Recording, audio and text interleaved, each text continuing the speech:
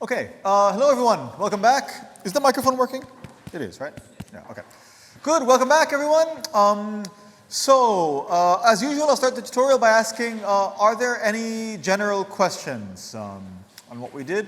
Today we did non-abelian gauge theory, where I actually introduced all of non-abelian lattice gauge theory very, very quickly. So we did quite a lot, and then I used that only to say one small thing about symmetries. So seems like a bit of a waste. Questions about any of this? Is everyone happy? Yeah.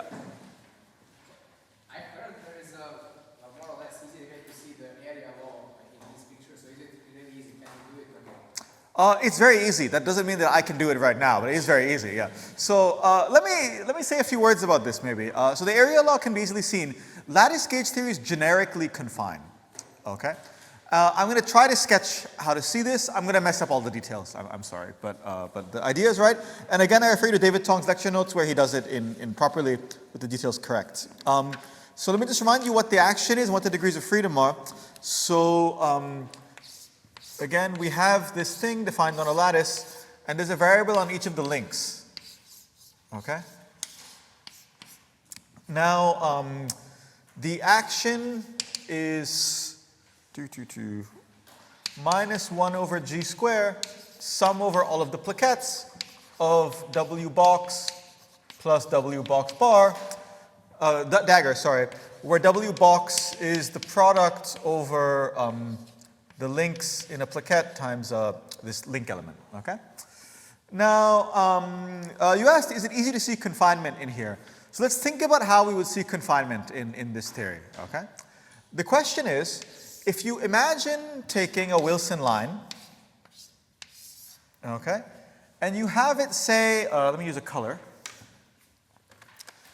So say you have a Wilson line that's like this. It's over here, going like this, going like this. Say I have some closed Wilson line like this, where let me remind you what that means. That Wilson line is a product of the links on the curve C, W of C, is this Wilson line.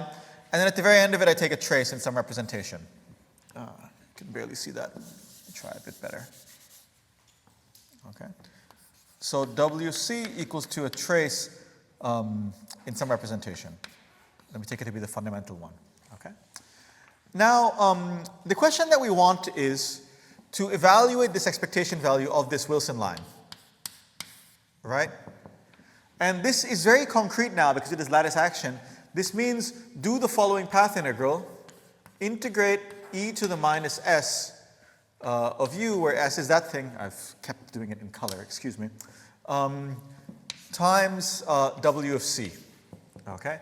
Where w of c is a product over all of these links, okay? Now, to understand where the area law can come from, let's just think of what would have happened if we had just a single, if we had no action at all, okay? And we were trying to evaluate just a single UL, just one of them, all right? This would be 0, right?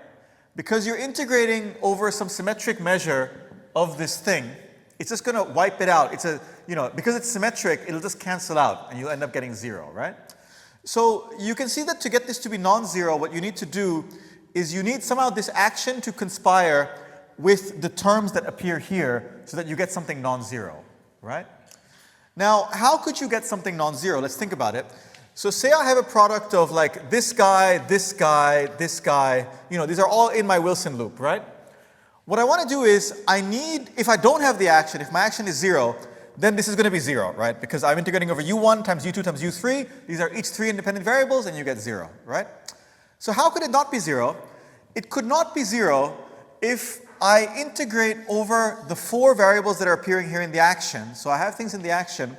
Let me imagine that I bring some of those guys down, okay, in the action, from the action. So I imagine expand this action in some sense. If I can bring those down so that this guy receives a contribution both from the link here and from the thing from the action, so that I have u2 appearing twice, once from here, once from the action, then there's a chance that it won't give me 0, right? Because I could have u2 times u2 dagger, and then maybe that'll work out to give 1. All right. So that's really what you do. That's the philosophy behind it. Okay. So to say it a bit more quantitatively, and here I'm going to start to fail, but I'll do my best to fake it for a bit, and then we'll see where I get stuck because I didn't prepare this.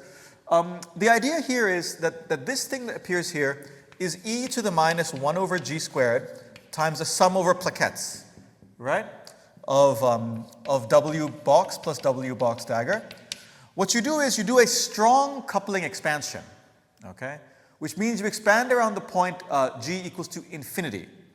This then becomes something like 1 minus 1 over g squared, sum over plaquettes, w box plus w box dagger, plus 1 over g to the fourth. Now we do two sums, right? W box prime, plus and so on and so forth.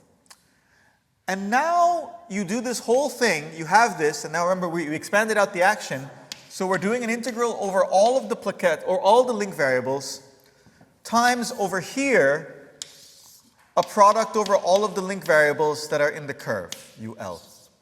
All right? And now you can sort of see how this is going to work, right? How are we going to get this product of link variables to be non-zero? What we have to do is we have to make sure that every single plaquette in the middle appears in this sum. If it does, then because this thing overlaps with this, basically each of these plaquettes is going to have one guy overlapping with this link variable, so we can get something non-zero there. And then all of these guys in the middle will hopefully also cancel out in the right way, so that we can end up getting something non-zero. Okay, so at this point I'm getting a bit fluffy, but do you get the idea that you have to get, basically you need each link to appear enough times in this thing so that it never appears by itself. All right? And now, by working out examples, you can convince yourself that what's going to happen is you have to get each of these things to appear in here, which means that the number of 1 over g squared appearing in this thing is going to go like the area enclosed by this loop. And that's the area law. Okay? Does that make sense? I got a bit sketchy towards the end when I started to get fragmented a little bit. Maybe one simple thing I can do is if you consider taking a Wilson loop that's just like one plaquette, then you can immediately see how it's going to work, right? If you just have one plaquette, then you can just look at this right here, right? W plaquette times W plaquette dagger, those two will cancel out. You'll get a 1 here, and every other term is going to vanish. And then you're going to end up getting 1 power of 1 over g squared. That's the one plaquette area law. Okay, and now from here you can try to build up. If you have a Wilson loop which is 2 like this, then one of the terms from here is going to work, and then so on and so forth. All right? Does that make sense? It's sort of basic statistical, it's like this sort of expansion, this is called the strong coupling expansion. It is basically the high temperature expansion in statistical mechanics.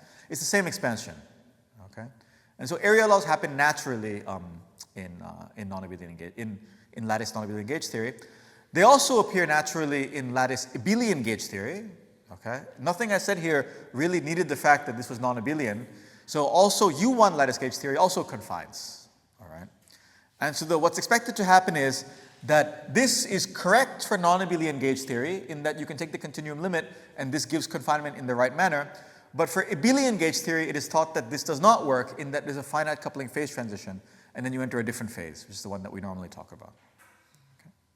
Okay, makes sense? It was yeah, David Tong does this correctly. You should look at his notes. All the factors are there. Good. Other questions about lattice gauge theory? Okay. So we can do a bunch of exercises. So let's see. Let me see what people want to do. We can take a sort of impromptu vote. I can talk about how to couple sources into U1 gauge theory. And that's really a trick to talk about the anomaly that's present in U1, free U1 gauge theory. So shall we do that? The other option is I can talk about Z2 lattice gauge theory, and that's really a trick to talk about this Higgs confinement continuity. I can do one of those things. Okay, if you want the U1 gauge theory, raise your hand. Okay, we have 1, 2, 3, 4, 5, 6. 1, 2, 3, 4, 5, 6, 7, 8, 9, 10. Okay, if you want the Z2 gauge theory, raise your hand. Okay. This is a little bit less, but not wildly so. Okay, what we're going to do is we're going to talk about the U1 gauge theory first, and then we'll do the Z2. I think that's the danger with this is that we're not going to get to the Z2. This is the danger, but that seems fair because it was a little bit less people. Okay. All right. So U1 gauge theory first. So this is, so if you recall in the U1 gauge theory, we saw that there are two sources that you can have. Oops, where is it? Let me try to get this right.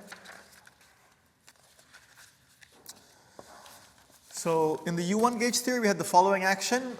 S of A equals 2 integral d4x 1 over e squared over 4e squared f squared. And now there are two symmetries. There was the electric one, 1 over e squared f mu nu, and the magnetic one, which was 1 over 4 pi epsilon mu nu rho sigma f rho sigma. Okay. And I explained to you how to couple in a source to the electric electric two-form current. To couple in a source, what you do is you shift this thing like this, F minus BE squared, okay? This is the source for the current, all right? And there's various ways to see that this is the source for the current. One of them is just that if you take the derivative, the functional derivative, ds dBE mu nu, then you get J mu nu electric, okay? And finally, if you construct the partition function for this thing, then it is invariant under one-form shifts of BE. Okay. Now, the first question is, this is the source for BE. Of course, I have another current B, Jm. How do I couple in the source for Jm? That's the first question. Okay. So how do I do that? If you want to take a second to think about that, there's no tricks here. The property that you want is you want this property. Okay. So how do I do it? How do I couple in the source for Jm? Any thoughts?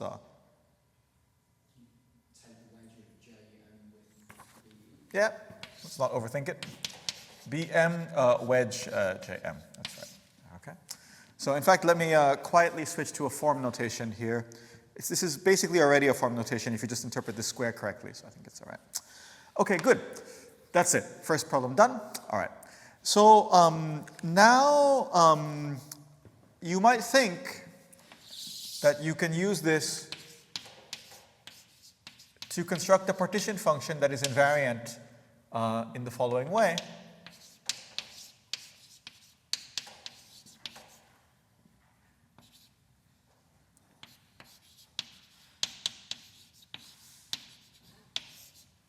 Okay, I'm putting a question mark here, all right?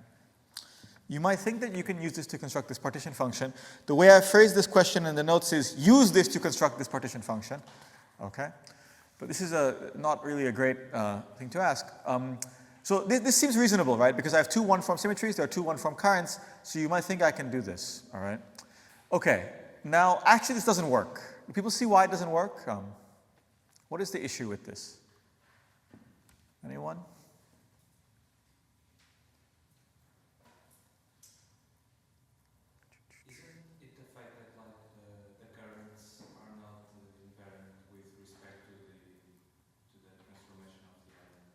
That is the issue, yes, that's right. The currents are not in respect to transmitting the other one. There are various ways to see this. So let me try to think about this. What is the cleanest way to see this? So if you consider doing the transformation, okay. So let's think about what this is again. This is Bm, I wrote this a bit wrong. This is actually Bm wedge F, not Bm wedge J. The wedges are wrong. This is Bm wedge F, okay? So now let's think about what the transformation is that makes this work, right? So first, let's think about this transformation, all right? What we do is we have that delta A equals to lambda E, all right? And delta BE equals to d lambda E, so that then this thing is invariant, okay? But if we do that, what happens here? All right? We have delta Bm equals to d lambda m. So this gives us a change which is d lambda m wedge F. Okay, this is looking all right. We can now do a transformation, do an integration by parts, take the d over there. df is 0. This looks okay. But notice that when we did this, then f shifts as well, right? Because delta f equals to d lambda e, right? So in other words, what you get is you get an extra piece here coming from the interaction of the lambda source, or the lambda shift with the Bm source, right? That interaction looks like Bm wedge d lambda E. Okay. So notice what's happened. If all your sources are 0, then, like if you turn off this source, the Bm source, then you won't notice there's a problem. It will seem like the electric current just, it's all invariant. Okay? Similarly, if you don't transform the electric thing, then again, this one will seem like it's all invariant. But you cannot turn on a source for both of them directly, both of them at the same time, simultaneously, then you will get a problem. All right? Now, the way I've done this, it might seem like there's a way to fix this. If we just taught a little bit harder, surely it would be fine. There's no way to fix this, okay? There's really a problem. This is what's called a mixed Toft anomaly, okay? In that it's completely possible to sort of shift it around. Like at the moment, it looks like it's a problem with the electric gauge transformation. You can put it in the other one. You can put it in the magnetic one. You can do all kinds of things, but you can't get rid of it completely, all right? It's really an important thing. And so this mixed Toft anomaly is actually, so people have heard of Toft anomalies or anomalies in general in the past. Anomaly is when the way you first learn about anomalies is that anomaly is when you have a classical symmetry that does not survive quantization, okay? But that's sort of I think that's not a great definition in modern things because, again, this notion of having a classical theory that you quantize, it's very weak coupling, it's very like 20th century. We want to have a description-independent way to talk about it, okay? And so a description-independent way to talk about anomaly is when you cannot turn on sources for the currents and have everything be conserved in the presence of the sources. People often say that means you can't gauge the symmetry, okay? Because if you made these gauge fields dynamical, it just wouldn't work, all right? So, so this is an example of a mixed Toft anomaly, all right? Okay, now I can say a few more things. So first of all, people are familiar with the axial anomaly in 2 dimensions. Have people seen that? Some people have seen it, some people have not. This is very closely related to that, okay? Because you'll have noticed that I did everything with 2 forms and 1 forms, but you could also ask about the compact scalar in 2 dimensions.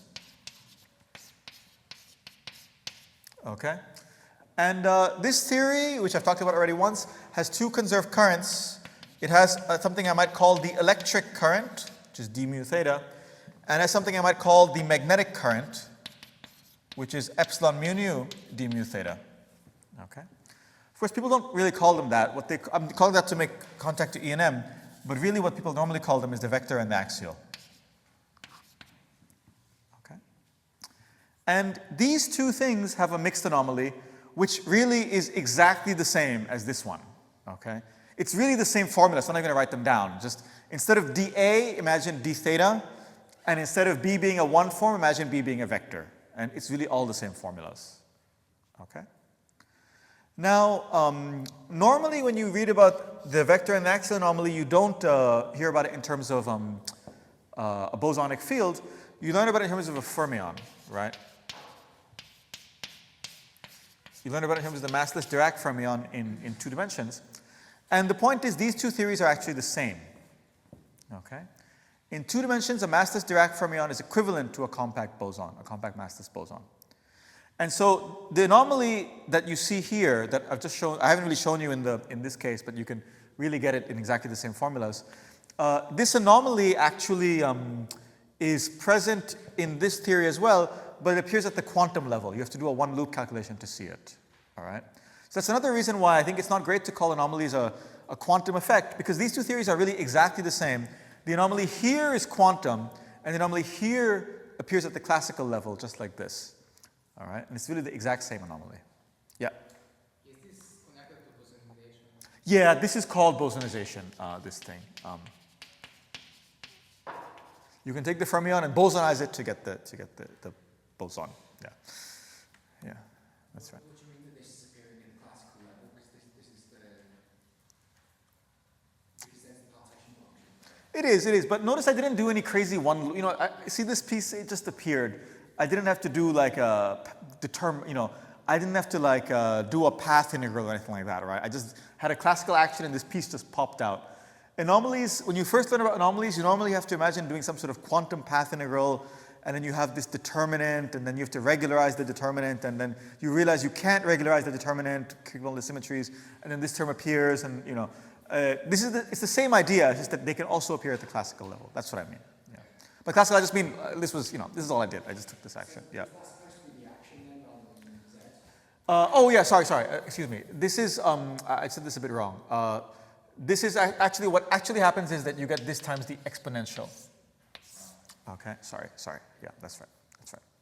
Yeah, excuse me. Log z transforms like that. Yeah, thank you. Yeah, yes. Is it always like this, that if you see that this doesn't work, that Yeah. it's never going to work? Or are there cases where you get this additional current and then you kind of manipulate the action a little bit to get a consistent? Yeah. That's a good question. I'm sure that there are cases like, for example, if you use like a lousy regulator, then you could also get terms like this, right? That are not a signature of an anomaly, it's a signature that you use a lousy regulator. To be honest, operationally, I think it's not too hard to tell the difference because the anomalies have sort of protected coefficients. They're always sort of very topological and special, and it's typically not hard to tell the difference between using a lousy regulator and a genuine effect. Yeah, I think it's not that confusing. And also maybe there's various other fancy ways to do this. Like the anomalies come from some structure. You can capture all the possible anomalies you can have come from a structure that exists in 2 dimensions higher. And what that means is that they can only appear in very special ways. This is one of those special ways in which they can appear, and typically there are not that many ways they can appear. So you typically always know, I think, when it's going to happen. Yeah. So, yeah, good question. Yeah. I think it's hard to confuse an anomaly with anything else. Yeah. Good. Other questions? Okay. I guess I didn't have to say what U1 as I thought I did. So this is in a mixed 't Hooft anomaly, and this kind of thing happens often. Maybe one more thing I can say is that actually whenever you have a broken symmetry, a spontaneously broken continuous symmetry, you have this kind of mixed 't Hooft anomaly. So I'll just write some words about that. So the truth is, imagine that we are doing something like this. Imagine that we're breaking a continuous symmetry in, say, 4 dimensions, okay? Normal symmetry, a global zero-form symmetry. Then we're going to get some sort of action like this, grad theta squared, okay? The low energy Goldstone mode action looks like this. We've talked about this a lot. And then what are the symmetries? Well, we have the one that we started with, okay? The zero-form symmetry, which looks like this. And now notice that the instant you write down something like this, you can always immediately imagine writing down something else. So let's see, we are in 4 dimensions, so I just made that up. That means that there is a 2-form symmetry. This is our first 2-form symmetry. Epsilon mu nu rho sigma delta sigma theta, okay? Which is also conserved, right, trivially. So whenever you have spontaneous symmetry breaking of any symmetry, so in this case it's a 0-form U1, a normal one, you always get a new symmetry current, okay? And it turns out that these 2 guys will always have a mixed 't Hooft anomaly.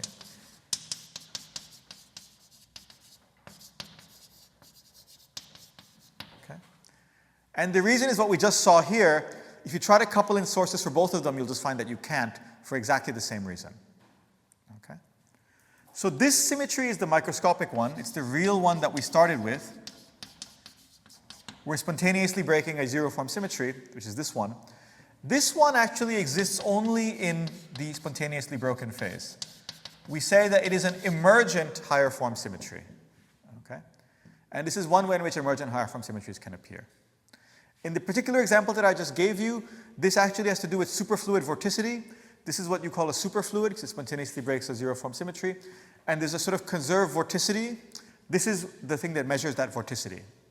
All right? And this is just the thing that appears now. And these things always have a mixed 't Hooft anomaly. So there are some nice papers that describe how to characterize the spontaneous symmetry breaking in terms of the mixed 't Hooft anomaly. Okay, I think that's all that I'll say about that. Okay, I think I do have time to talk about the Z2 gauge theory now, which is good for the half of the crowd that wanted that. Any questions about mixed anomalies before I go on? Okay, yes? Yeah, there's emergent symmetry, but shouldn't we get this symmetry for any field that we can impute? I mean, I can always imagine something like epsilon, partial, any field. Yeah, that's right. Yeah, exactly. Why only when you have theta? You can just do it for anything, right? You can always do that, but what happens is unless your field theta is a special one, in particular, unless it's one that realizes the symmetry non-linearly, there will never be any objects charged under the symmetry that you try to write down, okay? Say you take some random theory, like, I don't know, n equals 4 super Yang-Mills, and you write down something like epsilon mu nu rho sigma d sigma of like trace of f squared, okay? Okay, you can write this down, and it's conserved, technically, by the Bianchi identity. But it's not a symmetry current because there is no line operator charged under this, all right? To make a line operator charged under this, as we discussed, what you have to do is you have to create some submanifold and demand that whatever you're differentiating wind around that submanifold. And trace of f squared is not going to wind. That doesn't make any sense. But theta, if it realizes the symmetry non-linearly, can wind because it has a natural periodicity. Okay? So that's the key difference. That's a really good question. All right. Okay. Good. So yeah, maybe now I'll talk a bit about the Z2 gauge theory. Happy to do that because this is something that, again, I'll try to frame it in the form of a series of exercises. But in reality, I wanted to make this just a lecture about it. So, okay. Over there, I wrote down the action for the SUN gauge group, okay? So the first exercise is, number one, write down the action for Z2.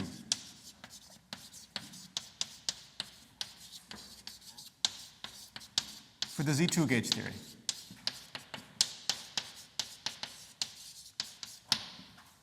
Okay? So what we want is we want our gauge field, which used to be UL in SUN on the links. I don't want this anymore. I want it to be an element of Z2, the Z2 gauge theory. Okay? So what you have to do is figure out the analog of W box and figure out the analog of the Wilson action over there. Okay. Go. Extra credit for Zn.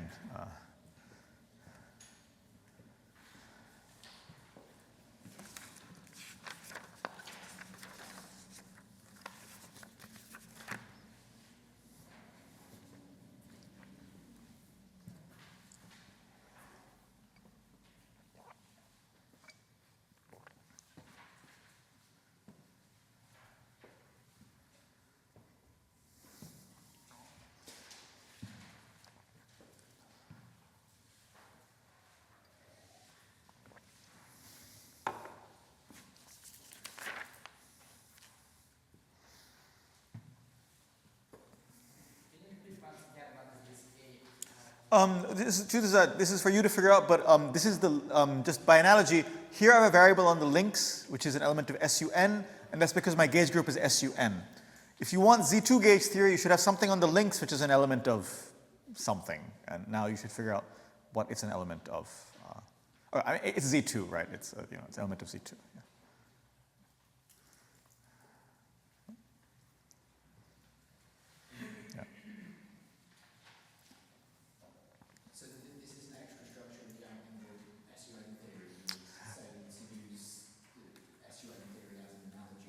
Yeah. Yeah, that's right, indeed. The thing you're writing down is much simpler than the SUN theory. Yeah, that's right. Should be much simpler, yeah. The truth is, the way I constructed the SUN one, it works for any group. So you can really just follow that algorithm to get this. Yeah. Okay.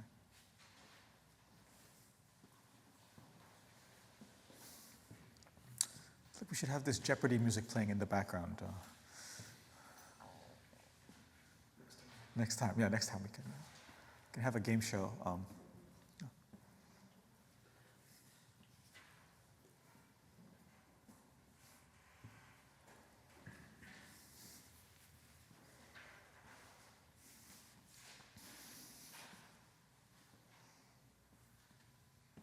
Okay, people are still writing furiously, so I'll give you another few minutes and then tell you hear the answer.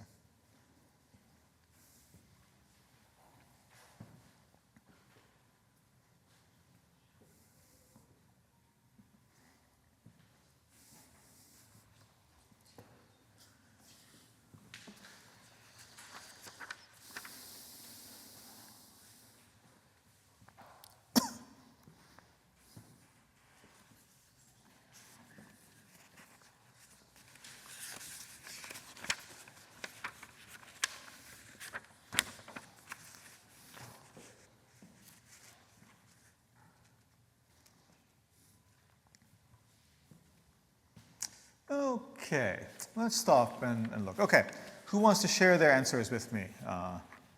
Anyone? No one? Silence. Okay. Okay, I'll tell you the answer and then you can check your work. So, so AL, of course, is valued in Z2. Okay. Which really means that my link variable, AL, you can take to be plus or minus 1. All right, that's fine. Okay, so what is the analog of W box? We really can do it the same way that we did it before, right? So what you do is you take the product of all the links surrounding a plaquette, okay? And you just multiply them all, AL, okay? So it's just A1 times A2 times A3 times A4. This theory is a lot simpler because the links aren't oriented anymore, right? Because minus of, you get the idea. Yeah. Yeah. There's no need for orientation. So this is the plaquette action, all right? Now, what is the gauge symmetry or the gauge redundancy? The gauge redundancy is the following. If I use the same notation as earlier, Aij equals to lambda I, Aij, lambda j, where lambda I is a plus or minus 1 on the sites. Okay. Again, we don't need to worry about lambda dagger because the dagger is the same as the element itself. This is the gauge symmetry. This is invariant under the gauge symmetry. Okay. And now the action is just like before, minus beta. I'm using a coupling term calling beta. It's the sum over all the plaquettes. And again, W dagger, W is always real. It's always either 1 or minus 1, in fact, right? So you can just sum it up over everything and you get that. Okay. Okay. Does that make sense? This is Z2 gauge theory. This, to be honest, is really the simplest gauge theory. It's just hard. I feel like it's a little bit hard to motivate its study unless you know about more complicated gauge theories. Otherwise, it's hard to explain why this is the interesting thing. But this is the simplest object that has the features of gauge theory that we know and love. Okay. So in particular, this has a one-form symmetry given by the center of Z2, which is itself Z2. The whole of Z2 is its center, right? So this has a one-form Z2 global symmetry.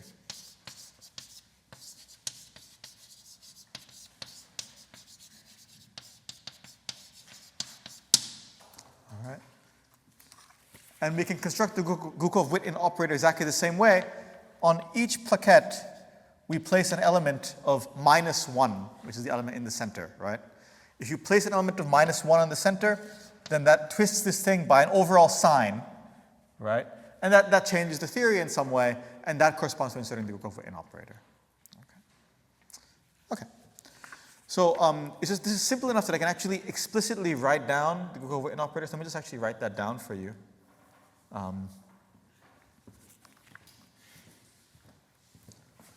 So what is the Gukov-Witten surface operator?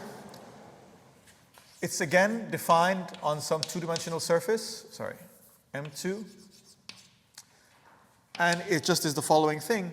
You take the product over all the plaquettes that intersect this codimension 2 surface. Or sorry, it doesn't, I have not told you what dimension we're in. So let me just call this M. And what you do is on all of the plaquettes that intersect this, you insert an element of minus 1 into this W, right? But in this case, this is really simple. It's minus 1. So what it does is it just flips the sign of W, all right?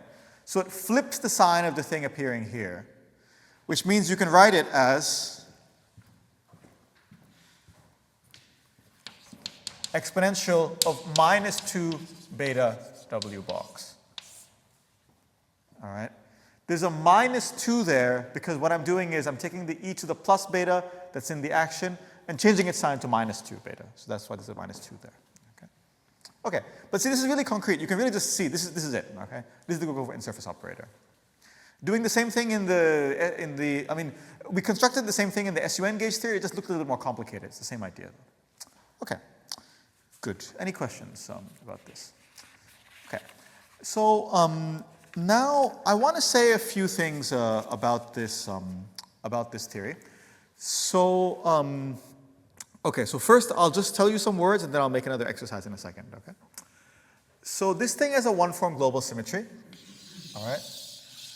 And now this is actually a very well-studied gauge theory because turns out that the Z2 gauge theory is the same as the Z2 Ising model. There's a duality you can do that relates this to the Z2 spin Ising model. Are people familiar with the Ising model?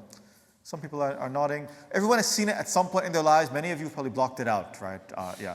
Okay. It's really great, honestly. It's a great thing. But everyone has seen it.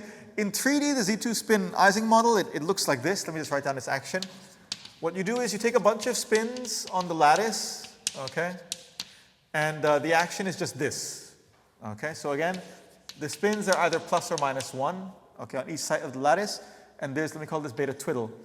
And this is something that you get, right? This is the action of the normal Z2 Ising model. It turns out that in 3D, this thing is the same theory as the Z2 lattice gauge theory that I wrote earlier. Let me get the action right. It's exactly the same, okay? All right. These are the same theory, and the mapping between the parameters is beta equals to beta twiddle equals to minus a half log of tanh beta. I'm just writing this down just to tell you that there's a very concrete mapping that's not that complicated, okay? That's the only reason why I have this formula here, okay? So these are the same theory. The Z2 Ising spin model is the same as the Z2 Ising gauge theory. Now, I say this and everyone says this. The truth is it's not exactly true because the global symmetries are a little bit different. This one has a Z2 one-form symmetry, and this one clearly has a Z2 zero-form symmetry, right, from flipping all the spins. It's a normal symmetry. So the symmetries look a little bit different. And if you trace through this thing very carefully, this is, by the way, called Kramers-Vannier duality, you trace through it very carefully, what actually happens is that the things that used to be charged under the symmetry here all have tails on this side, okay? And the things that used to be charged on the symmetry here, in other words, these Wilson lines, they all also have tails on this side. And because of that, they're no longer genuine on the other side of the duality. So it's not a strict duality in the sense that charged objects don't map correctly. Strictly speaking, the Z2 even objects map under the duality, and the Z2 odd ones don't, all right? This again caused me endless confusion until I learned about this terminology of genuine and non-genuine operators. That's what's happening.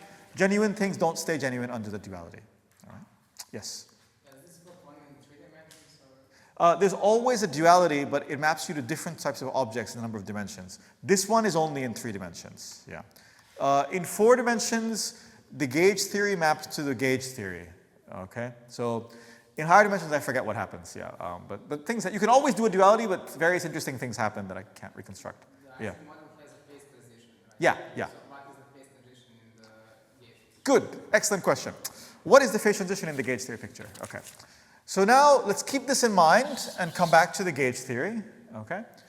So as we just pointed out, there is a phase transition in the Ising model, and that must map to a phase transition in the gauge theory. And there is one. It's the confinement-deconfinement transition, okay? So what's happening is that we have this parameter beta in the action over there. When beta is close to 0, we have the confined phase. And when beta is large, we have the deconfined phase. Okay? Let's just understand why it looks like this, okay? When beta is very, very large, then this thing really wants to minimize its action. The way it minimizes its action is by making W on the plaquettes, all the plaquettes equal to 1, right? One way to achieve that is to have all of the A's equal to 1, okay? So basically you want either all the A's equal to 1 or all the A's equal to minus 1 or something which is related to that by a gauge transformation. That's really what you want to have, okay? So that is why, and when they're all equal to 1, then your line operator, which I didn't write down, but the line operator is just a product of the A's, right? That's clearly not going to do anything interesting. It's just going to be 1. It's not going to have an area law. So that is why you get the deconfined phase as beta goes to infinity and the confined phase when beta is close to 0. Okay? This transition is the same as the Ising transition. Okay? It happens at exactly the same point. All right? In fact, one of the reasons why Polyakov invented string theory was that he was trying to solve the 3D Ising model, which remains unsolved despite years of effort. And he realized that you could think about the domain walls in the 3D Ising model as string world sheets. And he's like, I'm going to quantize the string world sheets. And he did. And it worked really well for all kinds of things, but it has not let us solve the 3D Ising model yet. But if you read the last few chapters of the book, it's really great, actually. He really talks in detail about this. So I really recommend the end of the, what's it called? Gauge Fields and Strings. It's an amazing book by Polyakov. Okay. So any questions about this picture? There's not that much happening here. Really, it's a simple phase diagram because there's only one parameter to tune. Okay. Yeah. Sorry. Yeah. You're saying that the genuine quotient operators become a non-genuine on the other side. Yeah. And Yeah. the non-genuine become genuine. Where do the genuine operators arise? Good. So the Z2, everything that's Z2 even is mapped faithfully. A Z2 even operator here will become a Z2 even genuine operator here. It's the Z2 odd guy. So in particular, the sigma, the spin operator on this side is mapped to a non-genuine thing here. Okay? And the Wilson line operator, which let me just write that down actually for completeness. The Wilson line operator is equal to a product of the links in the curve, AL. That's the Wilson line. Okay, that is mapped, that acquires a two-dimensional tail on the other side. It becomes the boundary of a two-dimensional surface. Okay, because this again is Z2 odd. It transforms into a one-form symmetry. Yeah, excellent question. Yeah. Okay. So by the way, in the literature, just so you know, people sometimes call this the Ising star transition because it's the same as the Ising transition, but it's missing half the operators because all of the Z2 odd operators got tails attached to them, and they don't technically exist in the same way. Okay. So this, by the way, is one of the few examples of a continuous symmetry breaking. So here the one-form symmetry is unbroken. Here the one-form symmetry is spontaneously broken. And this is one of the few examples that I know of a continuous breaking of a higher form symmetry, to be honest. I don't know of too many others. This example in 3D is one of them.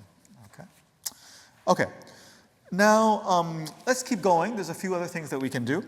So when I discussed lattice gauge theory previously, what I did was I coupled in fundamental matter to this. Okay? All right. So I want everyone now also, how do I couple in fundamental matter? What is the degree of freedom and how does it couple? Okay? So homework question while I erase the board and then I'll write the answer. Okay. So again, and where does it sit? That's another important thing. Where does the fundamental matter sit on the lattice?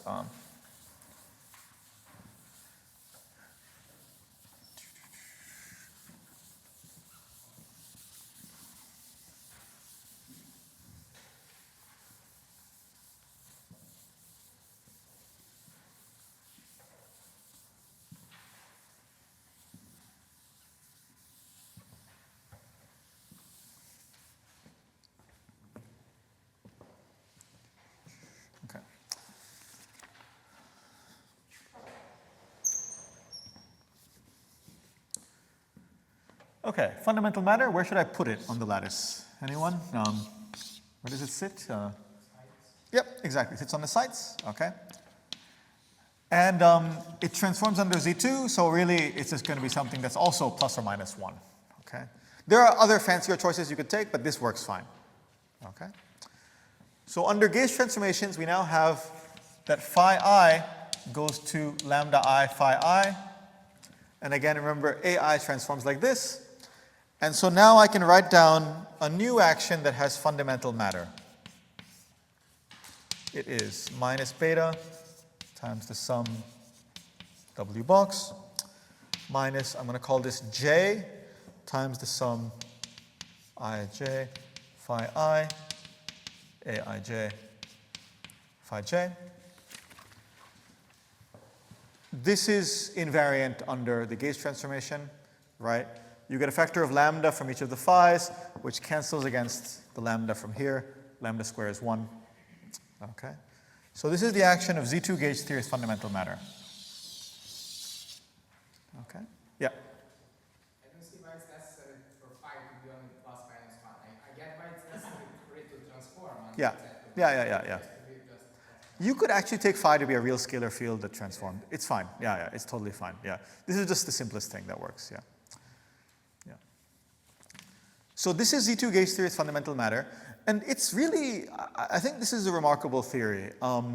I'm going to tell you a bit about the phase structure now. It has a lot going on, and there's stuff going on here that we still don't actually understand. I'm going to show you that there's a point on the phase diagram where there should be some sort of new and interesting quantum field theory living there that we don't understand. So let me argue to you for a little bit about where this, what the physics of this model is. Okay.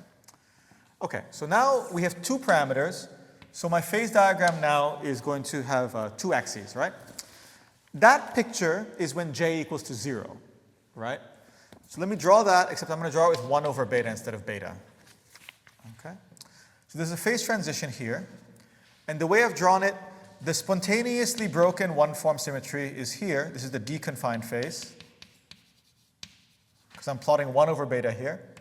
And then there's the confined phase here.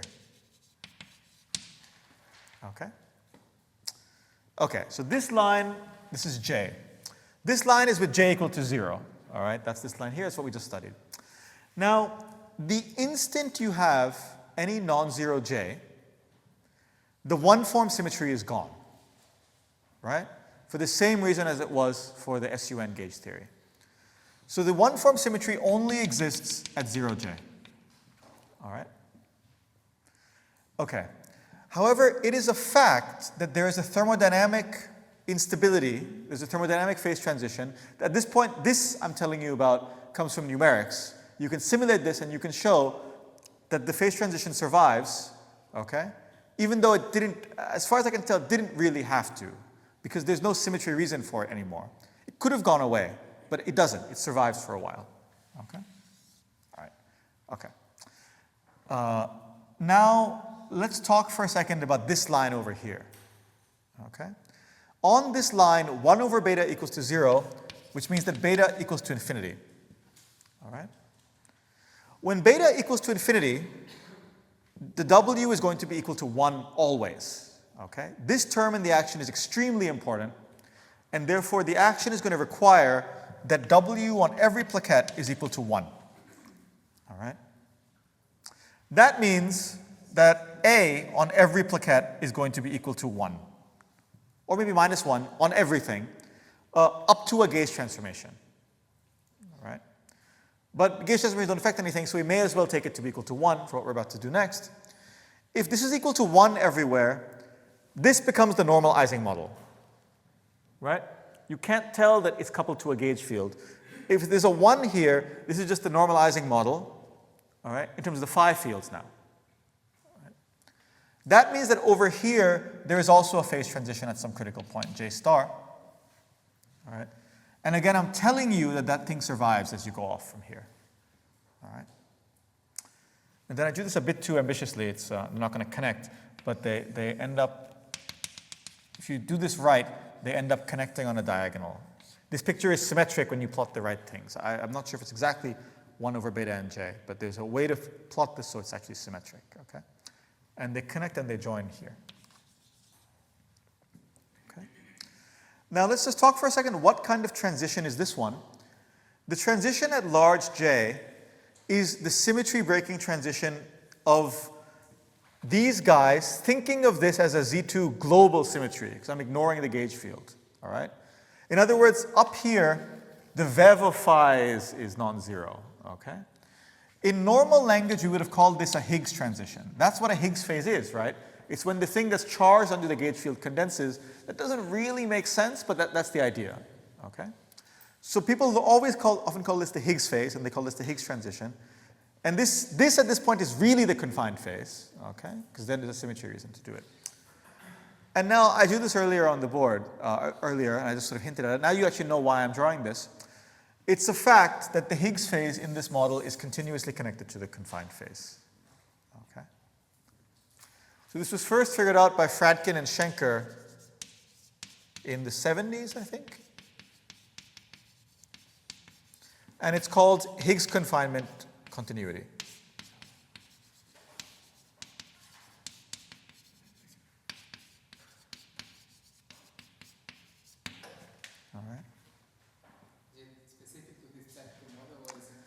they did this in the Z2 model, but the idea clearly works in any gauge theory where you have fundamental matter, okay? Because any gauge theory of fundamental matter, the center symmetry, the one-form symmetry you would have used to diagnose those phases, it's gone. And now all bets are off, honestly. It could be connected to the Higgs phase, it might not be. It really depends on lots of details that are present, okay? But if you don't have any other structure, there is no reason for it not to be connected to the Higgs phase, okay?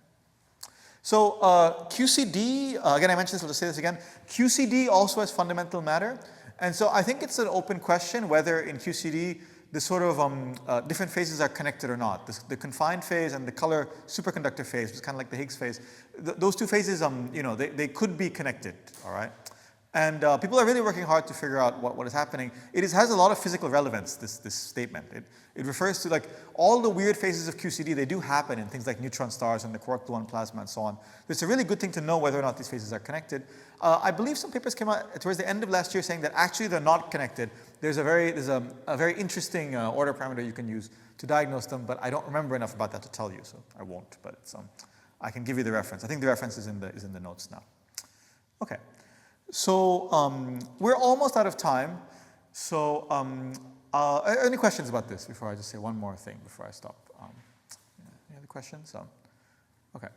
So there's just one more thing that's happening here. You see, I drew this picture symmetrically, and that's not just my artist's rendition.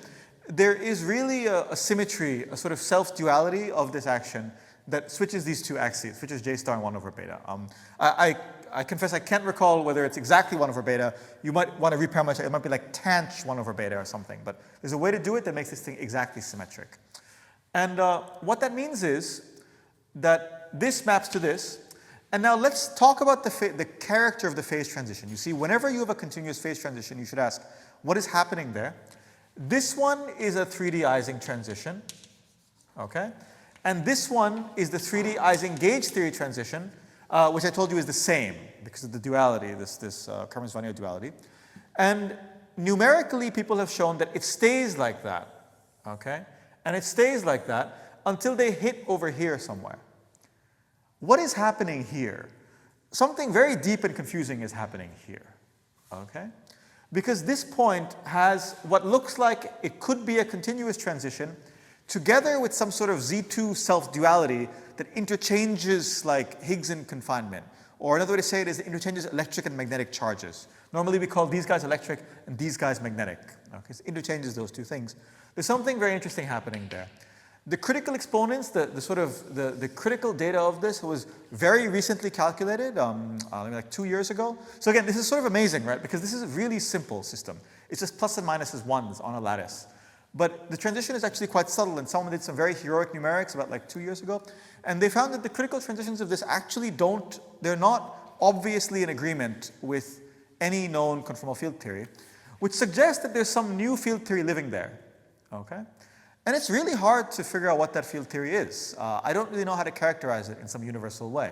You know, you can't really write down an action because if you try, you realize that everything in it is like really strongly coupled. Because basically you have the things like this that are trying to condense and also things like this that are trying to condense at the same time. It's like where Higgs meets confinement. And you just get into endless confusion trying to write down what the theory is. But the authors of that theory, of that paper say that this is probably the simplest example of a sort of interesting phase transition that's outside the Landau paradigm. Because it's just, you know, it's really simple. Pluses and minuses ones on a 3D lattice, okay? It's a very simple thing. Okay, so this is a big question mark. And again, the reference to the paper is in the notes, so you can read about it. And then, and one more thing, there's two things I want to say. Everything in here, over here we had a spontaneously broken one-form symmetry. It turns out that the physics of that survives everywhere over here, okay? So everywhere over here, you have, this thing is no longer exact, it's now emergent, but it looks like you have an emergent spontaneously broken one-form symmetry, all right? So this is what is called the topological phase.